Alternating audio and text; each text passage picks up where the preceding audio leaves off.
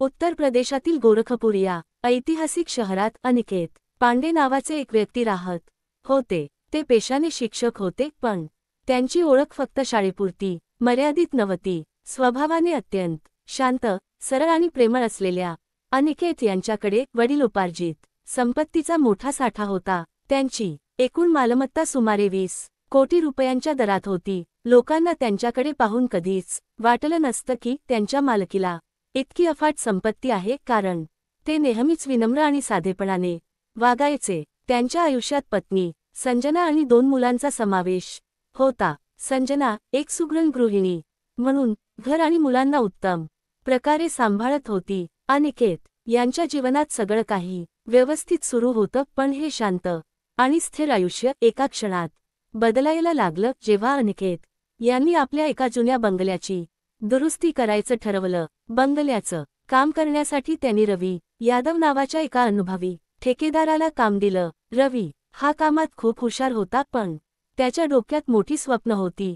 पैसा, सत्ता आणि लक्झरी लाईफस्टाईलची त्याला प्रचंड लालसा होती। कामाच्या निमित्ताने रवी अनिकेत यांच्या घरी वारंवार येऊ लागला। त्याचवेळी त्याची नजर अनिकेत यांच्या पत्नी संजनावर पडली। संजनाचं सौंदर्य आणि तिचं श्रीमंत जीवन पाहून तो तिच्याकडे आकर्षित झाला। सुरुवातीला संजनाने रवीकडे फारसं लक्ष दिलं नाही, पण रवी तिला नेहमीच पैशांच्या बहाण्याने भेटत राहिला। हळूहळू रवीने संजनाला आपल्या बोलण्याने, गोड शब्दांनी आणि मोठी स्वप्न दाखवून आपल्या जाळ्यात ओढलं। अनिकेत शाळेत गेल्यानंतर किंवा मुलं बाहेर खेळायला गेल्यावर रवी आणि संजना यांच्या भेटीगाठी वाढू लागल्या। रवी खोबऱ्याच्या थेंबांनी तिची जिरवून रडवत होता। त्यांचे संबंध अनैतिकतेच्या सीमेपर्यंत पोहोचले। संजना ही मनसोक्त त्याच्याकडून खोबऱ्याच्या थेंबाने जिरून घेत होती आणि जवळपास वर्षभर हे गुपित अनैतिक शारीरिक संबंध सुरू राहिले।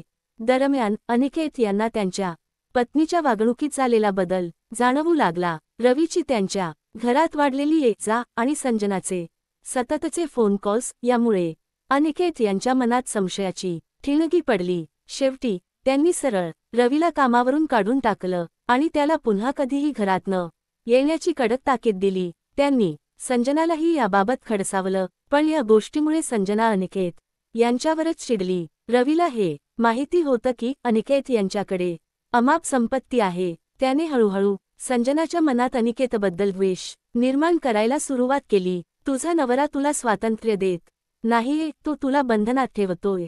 आपण एकत्र राहिलो तर सगळी संपत्ती आपली होईल। आपण लग्न करू आणि मी तुला राणीसारखं ठेवीन, अशा अनेक गोड बोलून त्याने संजनाला पटवून दिलं। संपत्तीच्या लालसेपोटी आणि सुनीलच्या प्रेमापोटी संजनाने अनिकेत यांना संपवण्याचा निर्णय घेतला। अनिकेत यांना सकाळी फिरायला जाण्याची सवय होती। रोज सकाळी 7 वाजता ते घराबाहेर पडत। 20 एप्रिल 2025 चा दिवस होता। नेहमीप्रमाणे अनिकेत तयार झाले।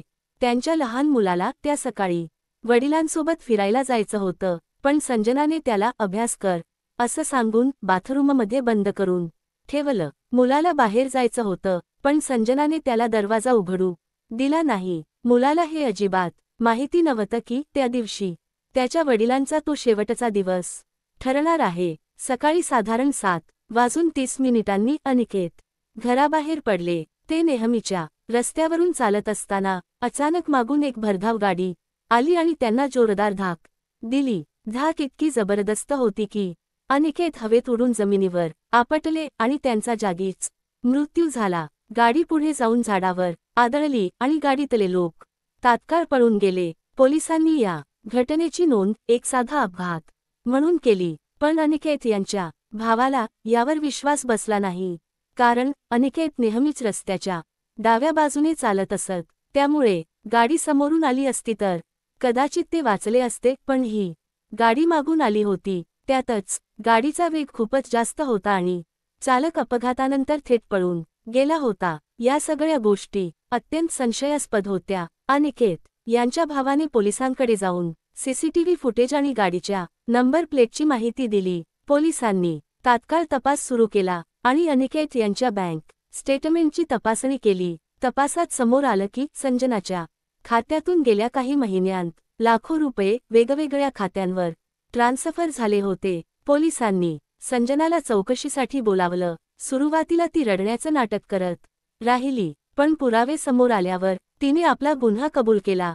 रवीनेच तिला अनिकेत यांची संपत्ती मिळवण्याचं स्वप्न दाखवलं होतं. तिनेच रवीला पैसे दिले होते आणि रवीने त्याचा चुलत भाऊ आणि इतर 2 मित्रांच्या मदतीने हा बनावटी अपघात घडवून आणला होता. या तपासात आणखी एक धक्कादायक गोष्ट समोर आली. रवीने याआधीही एकदा अनिकेत यांना मारण्याचा प्रयत्न केला होता. तिने त्यांच्या जेवणात झोपेचं औषध टाकलं होतं, पण वेळेवर त्यांना हॉस्पिटलमध्ये पोहोचवल्यामुळे ते वाचले होते.